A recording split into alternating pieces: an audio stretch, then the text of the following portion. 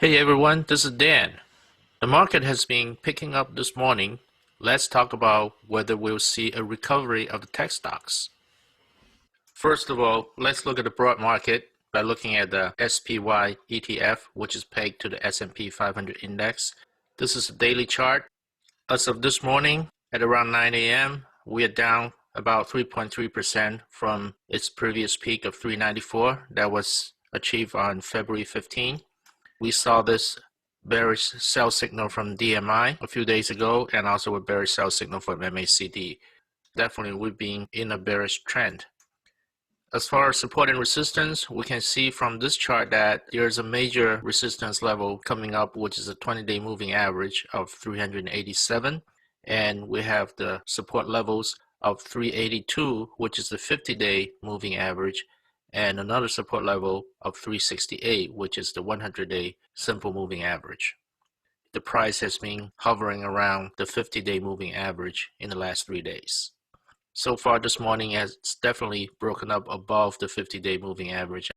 The 50-day moving average hopefully will act as a support level from now on. This is the hourly chart of SPY. We can see this nice triangular pattern forming in the last couple of days. It's a bullish triangular pattern gradually pointing upward. It's important to know in the next few hours whether it will break upward or down as we get to the apex of this triangle. In the last hour or so, definitely we see a sign of the price breaking up, which is bullish. In the meanwhile, we saw a bullish buy signal from DMI 2-3 hours ago. Before we continue, I'd like to say that I would very much appreciate if you can click the like, subscribe, and notification button so that you'll be notified when I post an update in the future. And that's also for the sake of the YouTube algorithm. Let's continue. Let's look at QQQ, the ETF pegged to the NASDAQ index. This is a daily chart. As of this morning, we're down 11% from the previous peak of 338 reached on February 15. We saw a bearish sell signal from DMI here and a bearish sell signal from MACD here a few days ago. And ever since it's been trending downward. If you look at the support and resistance levels, we see resistance level at 320, which is the 50-day moving average. The price went below the 50-day moving average about 4 days ago, unfortunately.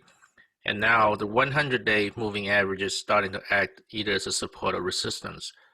As of this morning, during the first hour, the price broke above the 100-day simple moving average of 306. Hopefully, that particular line will act as a support from now on. And then the next level of support, hopefully we'll never get near to that point, will be the 200-day moving average of 285. Let's look at the hourly chart.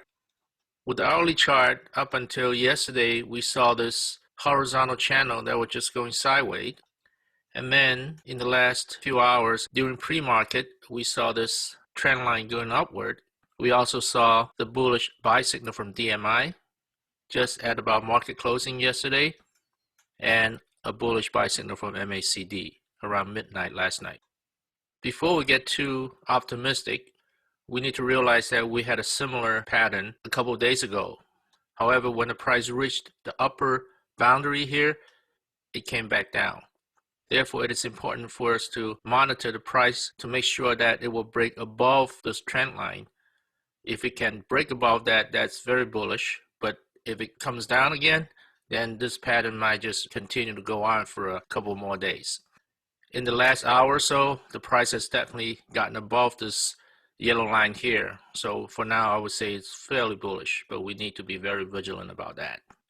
If you look at Google Trends, for the last 7 days, using the search phrases best stocks to buy as a bullish indicator, which is in blue, and the phrase market crash as a bearish indicator, which is in red, we can see that the bearish sentiment peaked last Friday, and that was when the market had a rather significant dip.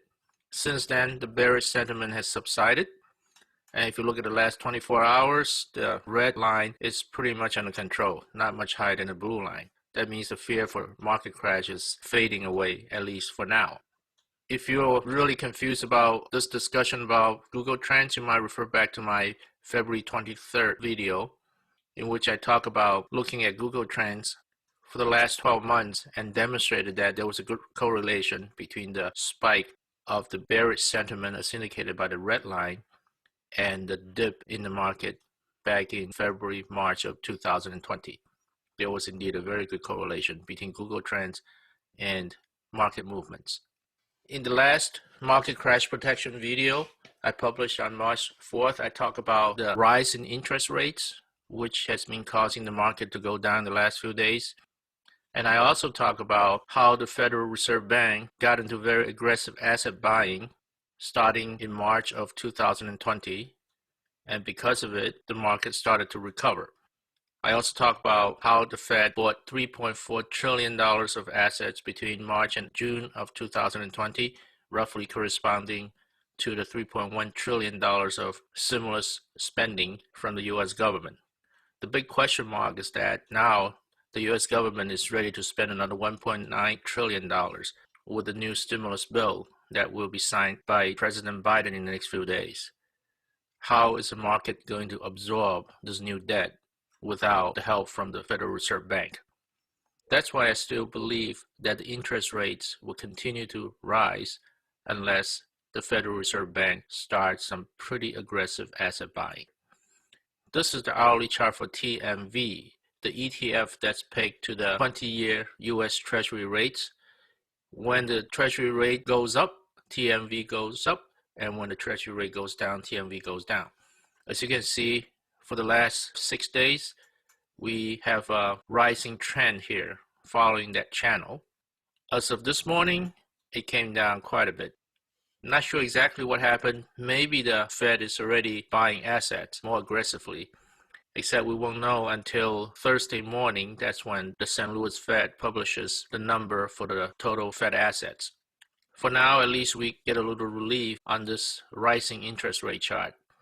And coincidentally, the market starts to pick up this morning.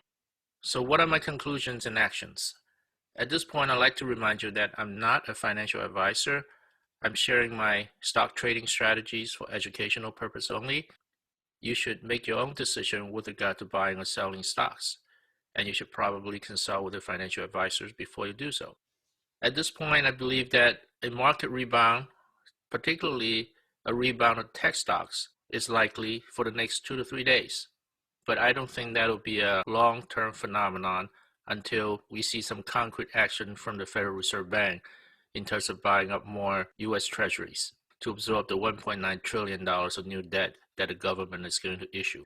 As of this morning, during pre-market, I bought more TQQQ to take advantage of the short-term rise in the market. And I bought some ASML, which is one of my favorite tech stocks, and I will start nibbling back into some of my favorite tech stocks, including TSM, QCOM, ASML, Square, PayPal, and the ARKK ETF. I will definitely continue to monitor the trend lines and the support and resistance levels to detect any changes in market movements. This about wraps up my video for now. If you're watching this video a few days after March 9th, you might want to check the update section below this video in case I've entered update notes. I'd like to remind you that I would very much appreciate if you can click the like, subscribe, and notification button so that you will be notified when I publish the next video. This is also for the sake of the YouTube algorithm. Thank you for watching all the way to here. I will chat with you again in the next few days. In the meanwhile, I'd like to wish you the very best of luck with your financial investments.